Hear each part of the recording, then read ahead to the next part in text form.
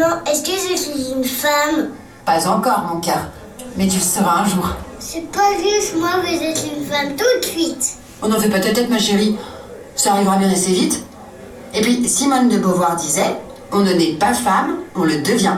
C'est qui, Simone de Beauvoir? Simone de Beauvoir, Léa. C'était une féministe. C'est quoi un féministe?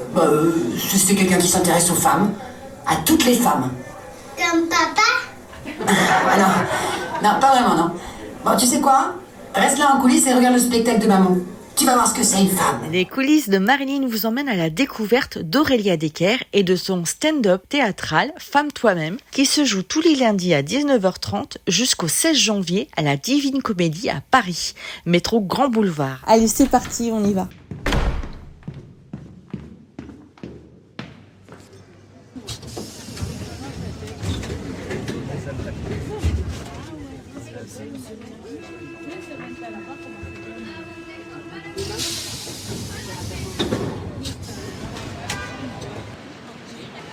Bonjour Aurélia, merci de nous accueillir. Merci à toi d'être là. Alors là Aurélia, on va faire quoi? Donc là on est dans la cour du théâtre et alors c'est très émouvant pour moi parce que dans cette même cour, avant existait une école de théâtre qui était le Studio 34 et c'est là où moi j'ai fait mon école de théâtre après le bac. Donc de me retrouver dans cette cour de nombreuses années après, c'est assez émouvant, tu vois, je vois mes anciens camarades. Et le théâtre La Divine Comédie est au sous-sol, donc on va aller dans la salle parce qu'il faut que je voie au régisseur, il faut qu'on se fasse des petits calages. Et elle est dans la salle où j'avais pris des cours de théâtre il y a une vingtaine d'années. La boucle est bouclée. Voilà, la boucle est bouclée, mais c'est assez émouvant. Mais ouais, tu vois, j'imagine. elle est mignonne la salle. Il faut faire attention aux escaliers. Je te suis. Ah oui, effectivement, les escaliers sont... Ouais, faut faire attention. Oula, c'est cosy. Cosy. On arrive directement par la scène. Et Zachary est là.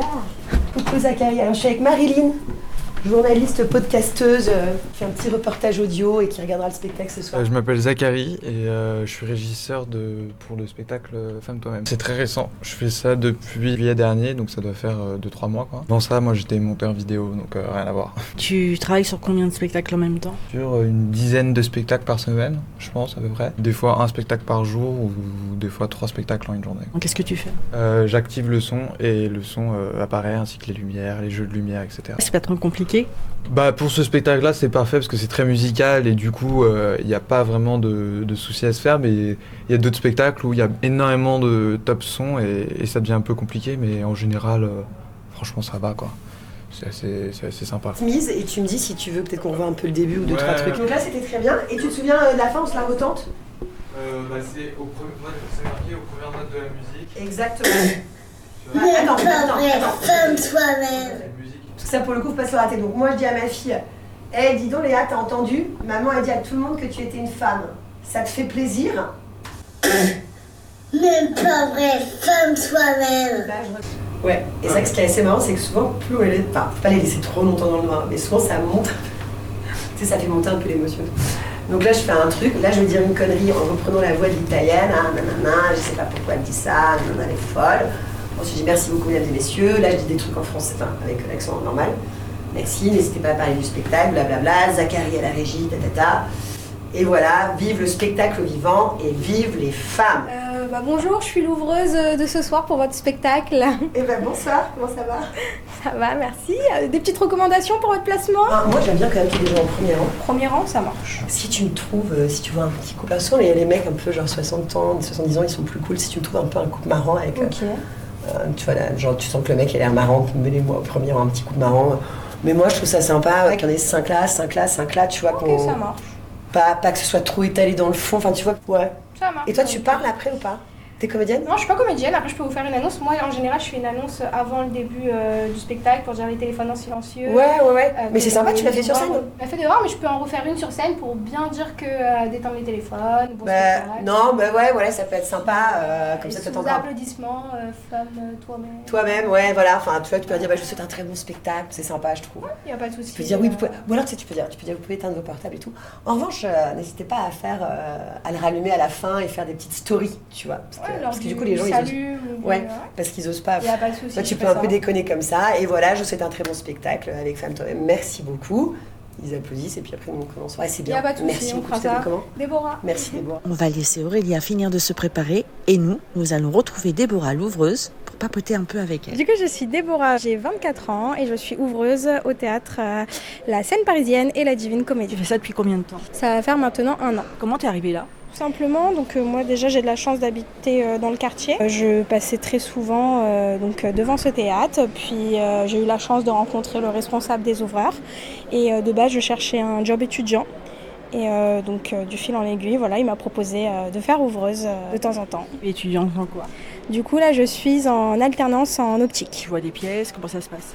Oui, l'avantage à être ouvreur, c'est qu'on peut assister aux pièces quand on ne travaille pas. Donc oui, j'ai la chance de pouvoir assister à toutes les pièces. On fait un peu tout, préparer la salle, donc avant le début du spectacle, faire en sorte qu'il n'y ait pas des papiers qui traînent, la préparer. Une fois que tout est en place, on peut faire entrer. Je peux te poser une question un peu indiscrète? Oui. Avant, les ouvreuses étaient payées au pourboire. Est-ce que tu as un salaire fixe ou tu n'as que des pourboires? On est toujours au pourboire. Avant chaque représentation, on fait une petite annonce, donc de bien couper les téléphones dans un premier temps. Très important pour la tranquillité de tous et pour les comédiens, pour ne pas les perturber. Et on fait une petite annonce concernant les pourboires, quoi que les ouvreurs sont rémunérés au pourboire. Bonsoir messieurs, dames, j'espère que tout le monde est bien installé. Alors, dernière petite information, s'il vous plaît, vérifiez bien que les téléphones soient en silencieux ou éteints. Voilà, je vous souhaite encore une fois la bienvenue à la Divine Comédie. Et sous vos applaudissements les plus fouges, et bien tout de suite, voici Femme toi-même.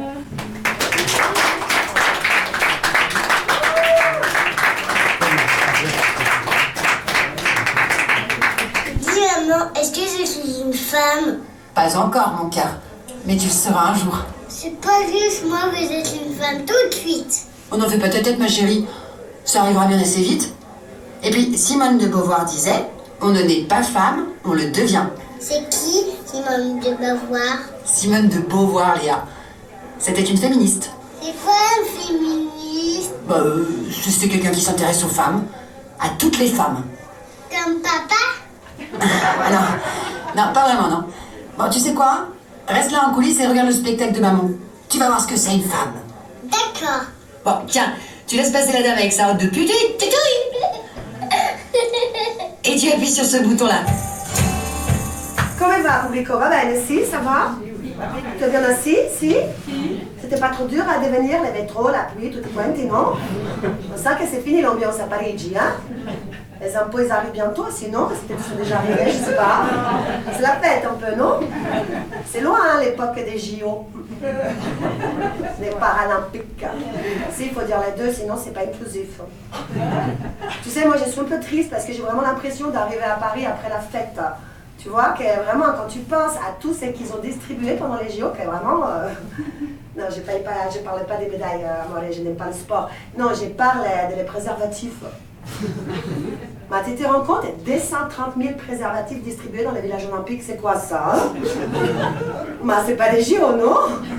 C'est le jubilé de Strauss-Kahn. L'anniversaire des Depardieu.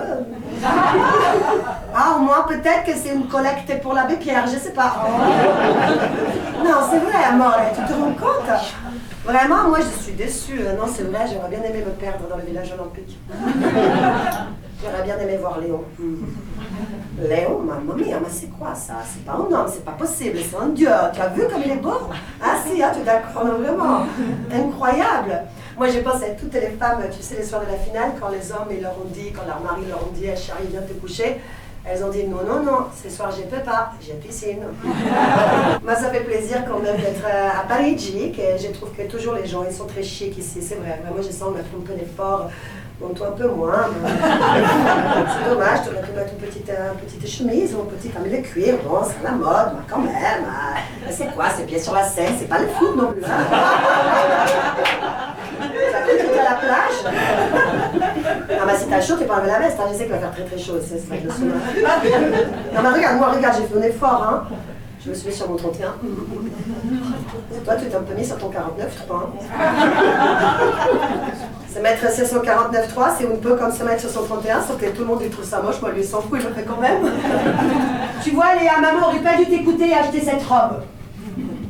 Ben non, mais parce que c'est ma fille aussi, elle est toute petite, elle a 5 ans et je l'ai emmenée avec moi faire les boutiques. Et, enfin, les boutiques, façon de parler. Hein. Donc c'est bon, je vais pas vous raconter ma vie. Mais moi, il s'avère que depuis quelques années, j'habite en Ardèche.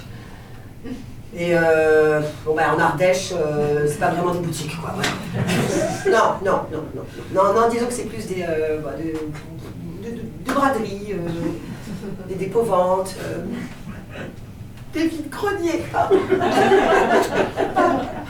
Bon, disons que c'est plus Emmaüs que Zara, quoi. Voilà. Bien. Bon, elle était en solde. Ma fille trouvait que je ressemblais à Peppa Pig.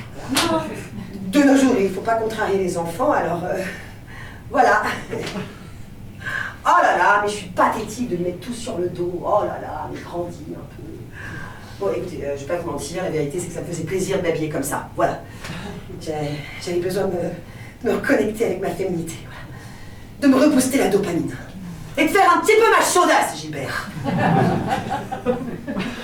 Ouais, mais bon, en même temps, il faut se mettre à ma place. Hein. À l'aube de mes 40 ans, enfin, au crépuscule de mes 30, après un mariage, un déménagement en Ardèche, un bébé, 23 kilos dans les fesses.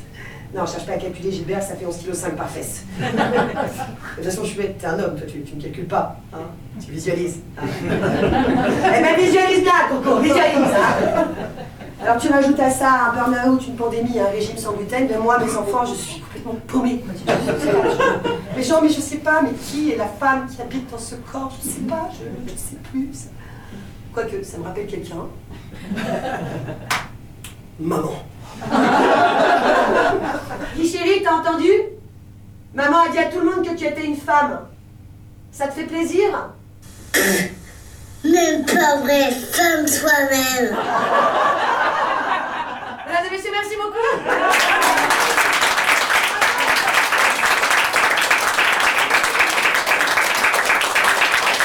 On avait pensé quoi? Très bien, très dynamique. C'était super, plein d'énergie, ça fait beaucoup de bien. C'était super. C'est génial. C'est super. C'est super, un bon moment. Ah ouais, elle a une énergie formidable. Vous en avez pensé quoi lors de ce spectacle? C'était super. Oui, non, c'était très sympa, très bien écrit, rigolo. Enfin, on a rigolé du début jusqu'à la fin, quoi. Non, je trouve qu'elle a beaucoup de talent, quoi, avec beaucoup de naturel en plus. Et vous? Spectacle parfait. On sent le jeu de l'impro aussi, et très naturel. Et puis bon, tout passe très bien. Oui, on arrive du début à la fin sans se forcer, hein. Sans se forcer. Époustouflante. Moi, c'est la 3e fois que je la vois. Elle est super. Elle est géniale, elle est formidable. Moi, je vais en parler autour de moi. J'espère qu'il y a plein de monde qui va venir la voir. Elle a de génie, elle a de ses idées. Bon sang, elle est incroyable, cette nana. Comment elle rebondit pour chaque truc. Waouh, je l'ai trouvée top. Hein. Waouh. Puis qu'est-ce que c'est bien observé. Parce que c'est vrai, tout ce qu'elle raconte n'empêche. Hein. Bon, à part les zizi et... Ils sont jamais si gros que ça. Enfin, c'est pas mal. Même le zizi. Ah ouais, je sais pas où il a été chercher celui-là. Hein. Oui, elle est tellement tonique et c'est drôle, les textes sont bien écrits. Enfin, franchement, hein, il y a un bon rythme. Elle est tellement drôle. Jeu de mots. Ah oui. Tout. Puis le corps, elle bouge bien. Elle bouge bien. Et puis j'aime bien le fait qu'elle fasse participer la salle comme ça aussi. Qu'elle prenne tout. Ah, très bon. Non, c'est formidable. Hein. Formidable. Eh bien, merci. C'est à recommander, en tout cas. C'est sûr. Alors là, je suis avec Aurélia. Merci de nous accueillir. Alors, ma première question, ne te formalise pas, je la pose à tout le monde. Qui es-tu? Je suis une comédienne, jeune maman, femme de 42 ans, ancienne parisienne, qui habite maintenant en Ardèche depuis 6 ans et qui continue à essayer de faire son art comme elle peut, qui est de l'humour principalement. Quel est ton parcours? Moi, parcours classique, j'ai commencé le théâtre dès l'âge de 9 ans, d'abord en conservatoire dans ma ville, à Suresnes, dans le 92 où j'habitais. Ensuite, vers 14 ans, je suis allée au cours Simon. Ça, c'était dans le 11e arrondissement jusqu'au bac. Et après le bac, j'ai fait une formation un peu plus professionnelle qui était au Studio 34. Et la petite histoire assez jolie, c'est que le Studio 34, c'est là où est située la Divine Comédie aujourd'hui. Parallèlement à mes cours de théâtre au Studio 34, j'ai fait une école d'audiovisuel qui s'appelait l'ESRA, histoire d'avoir plusieurs cordes à mon arc. Et j'étais en spécialité scénario. Parle-nous un peu de ton spectacle. Comment tu le définis ? À la limite, ce qu'on pourrait dire pour mon spectacle, c'est que c'est un stand-up théâtral. Parce que, en effet, je m'adresse beaucoup au public. Mais il y a aussi pas beaucoup de place au jeu, à l'interprétation, puisque je commence d'ailleurs par un personnage, mais qui s'adresse au public. Et il y a quelques sketchs visuels, donc voilà, stand-up théâtral, je pense que c'est pas mal. Combien de personnes ont travaillé sur ce spectacle ? Pour commencer, au tout départ, je travaillais avec Philippe Ferrand, qui est mon ancien metteur en scène. Sorti du Covid, on s'était dit que ça pourrait être chouette de refaire un spectacle. On avait déjà travaillé depuis 10 ans ensemble, et on est parti sur des choses un peu folles, un peu trop folles, je pense. Peut-être c'était notre esprit créatif qui était un peu barge après ce confinement. Mais on a quand même fait une première version et le titre est né de cette première version. Mais on était parti vraiment dans beaucoup de sketchs de personnages, des trucs. Et il aura fallu que je joue cette première version 3-4 fois pour me dire qu'on s'était un peu planté, qu'on était parti sur des choses trop compliquées. Mais je le voyais venir en répète, mais je sais pas. Tu vois, c'était un peu le troisième bébé qu'il fallait peut-être pas faire ensemble, même si on s'adore, etc. Mais c'est vrai que ça faisait longtemps qu'on travaillait ensemble. Il a eu pas mal envie d'écrire à ce moment-là. Moi, j'étais un peu fatiguée de par le confinement. Et après, donc, on a décidé d'arrêter et je me suis dit, bon, qu'est-ce que je fais de ce spectacle ? Je l'ai repris, mais j'ai tout repris et je me suis rapprochée d'un auteur dans ma région, un auteur ancien parisien aussi, mais qui habite dans la Drôme, très très proche de mon Ardèche. Et on a vraiment tout repris à zéro. Donc au début, je me suis dit, allez, je travaille seule, tranquille avec lui. Et c'est 6 mois après, une fois que j'avais bien joué le spectacle, que j'ai demandé à un autre metteur en scène d'intervenir parce que je trouve ça intéressant d'avoir un regard extérieur sur le travail. Donc voilà, ça fait déjà 2 personnes, mais aussi je m'étais rapprochée d'une copine costumière pour avoir son petit regard sur la tenue, sur la perruque, et un copain qui m'a fait des enregistrements de son, qui m'a fait quelques musiques originales. Puis ensuite, il y a eu une copine qui a été ce qu'on appelle la créatrice lumière, régisseuse. Donc tu vois, très vite, on peut vite arriver à 5-6 personnes qui véhiculent autour du spectacle, quoi. Pitch-nous un peu ton spectacle. Ah, puis alors donc j'ai 1h15 pour répondre à la question de ma fille. Maman, c'est quoi une femme ?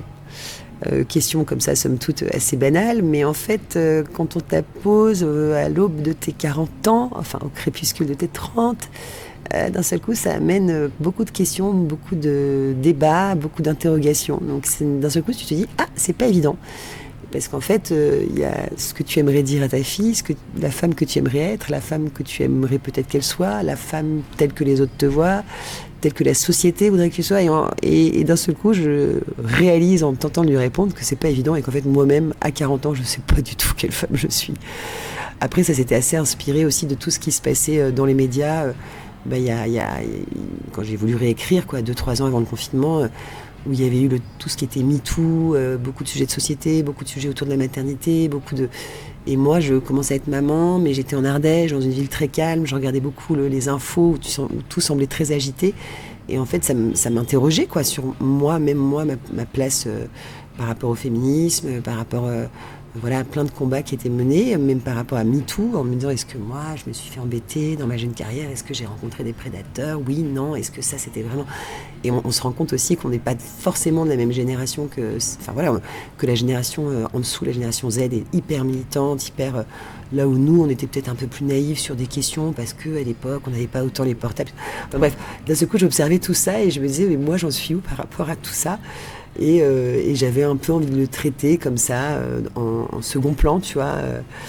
Mais ce qui est vrai aussi, c'est que je pense qu'il y a plein de choses sur lesquelles tu peux avoir envie de te battre à certains âges. Et en fait, après, quand tu deviens maman, il y a des choses où tu prends un peu plus de recul et sur lesquelles tu arrives quand même à avoir un peu d'humour, là où tu en aurais peut-être moins un peu plus jeune, tu vois, des choses comme ça. À partir une personne dans le public, un complice, parle beaucoup avec lui. Je me dis, même pour ton texte, je me dis, mais la pauvre, elle doit à chaque fois changer de prénom.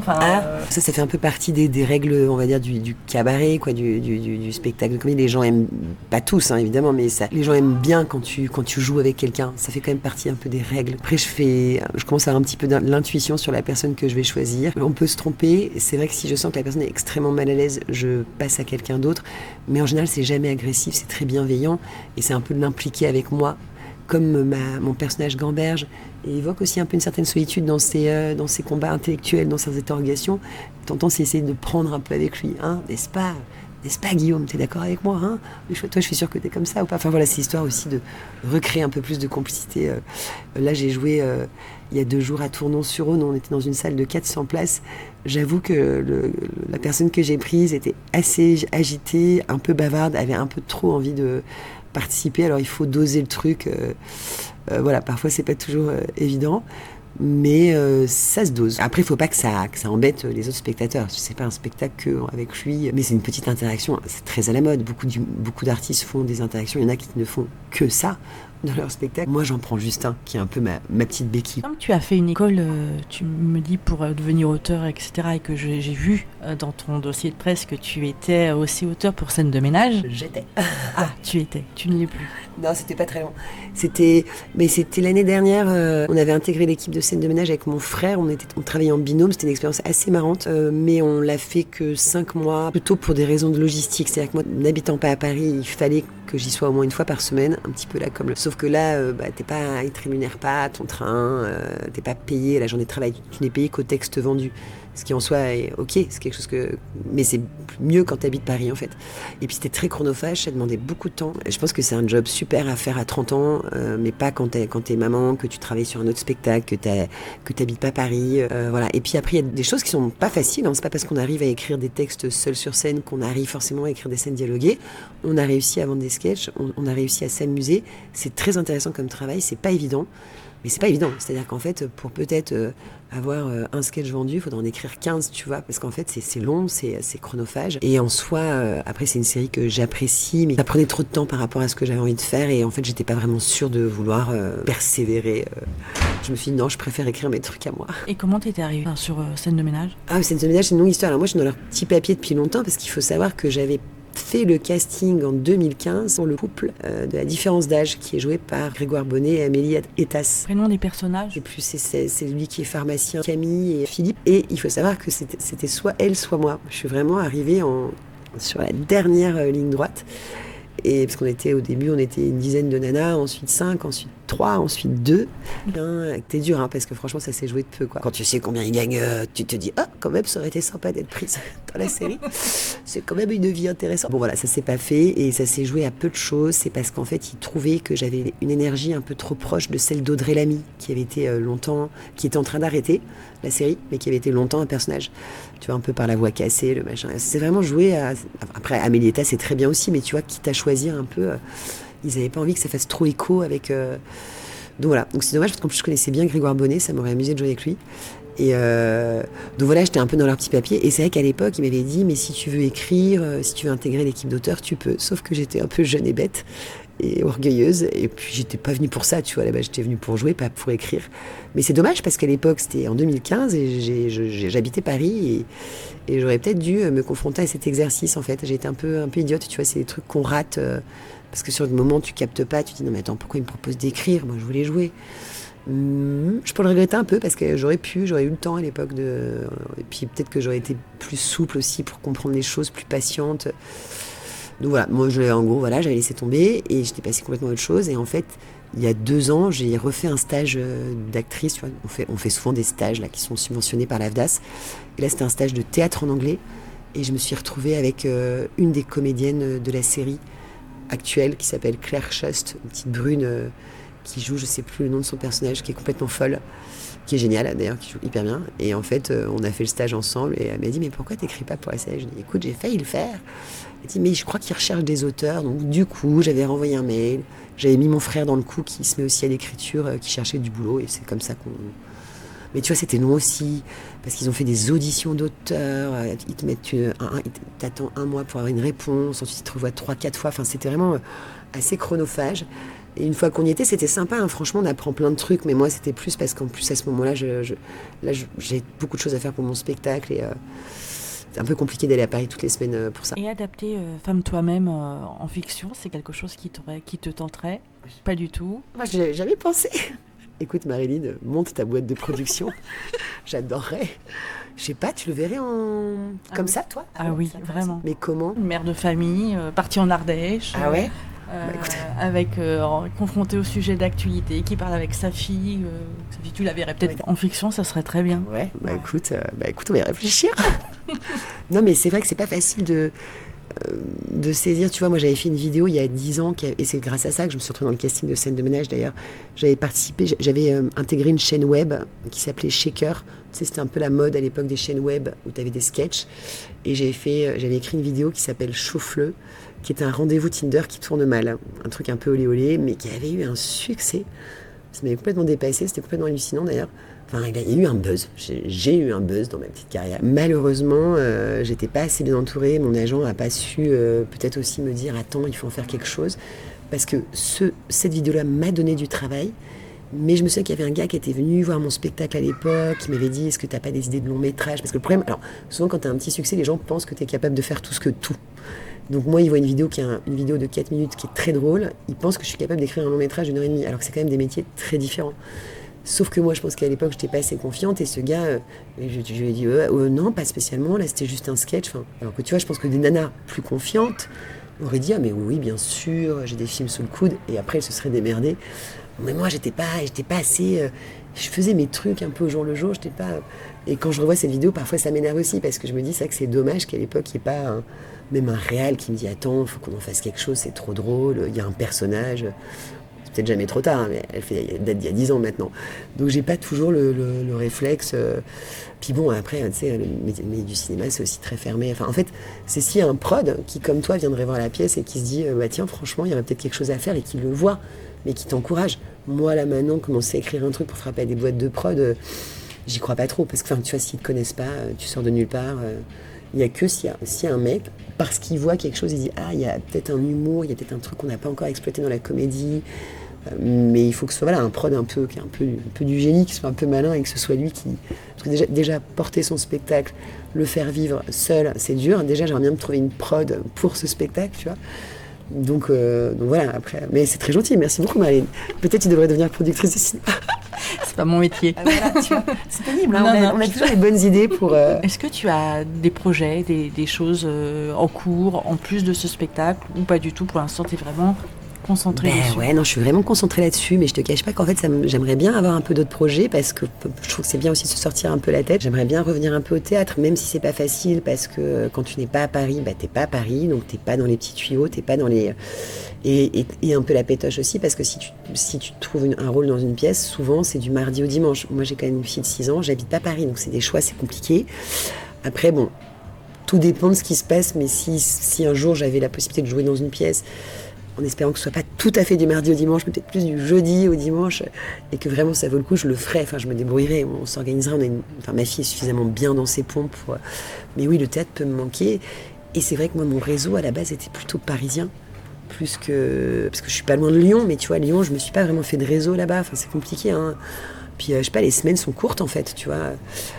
Après, j'avais eu envie une fois d'adapter un roman en seul en scène, mais malheureusement, je crois qu'il y a une autre prod qui a eu l'idée avant moi. Enfin, non, pas avant moi, en même temps, mais qui a eu plus de pouvoir, donc qui a bloqué les droits. Je sais pas où ça en est. Je peux commencer à réfléchir à un nouveau spectacle, mais c'est pas facile de se lancer dans l'écriture d'un nouveau spectacle quand t'as pas encore tout à fait le chemin que tu voudrais avoir pour le spectacle que tu es en train de faire. Mais parfois, sinon, j'aimerais bien aussi être juste comédienne, genre, allez, un petit rôle dans un film. Parce que moi, ça, je l'ai vécu, de jouer au théâtre privé, où tu n'as rien d'autre à faire que d'être à l'heure au théâtre, connaître ton texte, et ça, c'est un luxe, en fait. Quand tu fais tout ton projet, que tu gères tout, à des moments, c'est fatigant, c'est épuisant, et tu te coupes un peu des bouts d'ailes, donc c'est là où il faut faire attention. Donc, pour répondre à ta question, j'aimerais bien être que comédienne, à des moments, tu vois, sur le projet d'être quelqu'un d'autre, et désirer, tu vois, que ce soit pas toujours... après, ouais, j'aimerais bien faire de la comédie cinéma. Quel rôle? Comme là, je suis dans la comédie, je me dis autant rester dans mon... Même si je sais que je peux jouer autre chose, parce que je l'ai vu, parce que déjà, je viens du théâtre classique et j'ai joué d'autres choses, et puis souvent, la comédie et le drame, c'est assez proche. Mais pour l'instant, j'ai parfois passé des castings intéressants qui parfois se sont bien passés, où ça s'est joué à peu de choses. Je ne passe pas assez de castings, ça c'est vrai aussi, et c'est frustrant. Ma mère rêverait de me voir dans des séries comme Si Grand Soleil, parce qu'elle est fan. Moi, un peu moins, j'aimerais quand même qu'il y ait un peu plus de comédie. Mais j'en sais rien, non, mais j'aimerais bien... Après, ça pourrait être un rôle de femme d'autorité, un rôle de prof, un rôle de flic, un rôle de femme paumée, je sais pas. Mais j'aimerais bien travailler au service de réalisateurs, de metteurs en scène et rentrer dans leur tête et leur proposer des choses un peu dingues, quoi. Et c'est pour ça que parfois on fait aussi des one-woman shows, c'est aussi un peu pour montrer ce qu'on est capable de faire. Mais après, faut-il que ces gens-là viennent te voir. Donc c'est long, tu vois. Bon, bah, quand ça arrivera, tu nous appelleras, on viendra sur le tournage de ta série. Ah bah avec plaisir, mais bon, pour l'instant. Mais non, mais c'est vrai que je suis pas assez. Je sais qu'il y a des humoristes qui sont ultra vaillants, tu vois, ils bossent sur plein de trucs, ils font des radios, des chroniques, des machins. Alors peut-être qu'ils n'ont pas d'enfants, j'en sais rien. Moi, je suis pas aussi vaillante. Je pense qu'il y a aussi un peu un manque de confiance, un peu de procrastination. J'ai un peu du mal à jongler sur plusieurs projets en même temps, ce qui est dommage, parce qu'il faut. Mais toi, moi, je connais des nanas, elles te font leur spectacle d'humour, le livre qui va avec, le machin, le truc. Enfin, il y aurait peut-être une BD d'ailleurs à faire avant tout. J'avais rencontré une dessinatrice de BD qui aime beaucoup le spectacle et on s'était dit peut-être on pourrait en faire quelque chose, tu vois. Mais voilà, il faut mettre les choses en place. C'est juste, en fait, ce qui est toujours un peu dur, c'est que moi, je suis toujours... c'est moi qui dois porter mon projet. Il y a des moments, c'est fatigant, tu vois. T'entends, t'as un petit peu envie que ce soit des occasions qui se passent.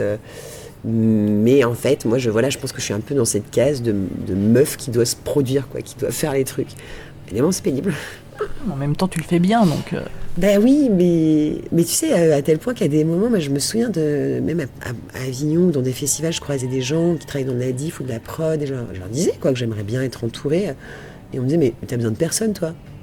Je me disais, pourquoi j'ai besoin de personne? Alors, parce que de l'extérieur, ils ont l'impression que je joue, que j'ai une belle affiche, que j'ai l'air de bien me débrouiller.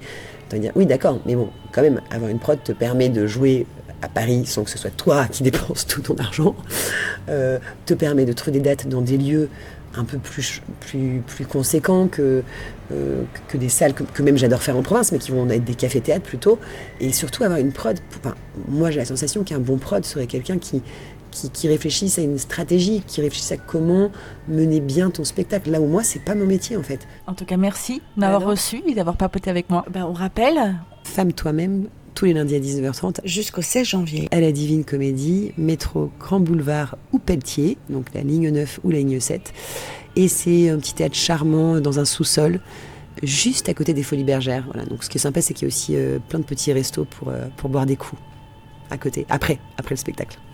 Oui, pas pendant. Bah non, pas pendant, non. Voilà, les coulisses de Marilyn, c'est terminé. Je tenais à remercier Aurélia Decker pour sa gentillesse et sa disponibilité, ainsi que toutes les personnes qui ont participé à ce podcast. Je vous dis à bientôt. Bisous, bisous.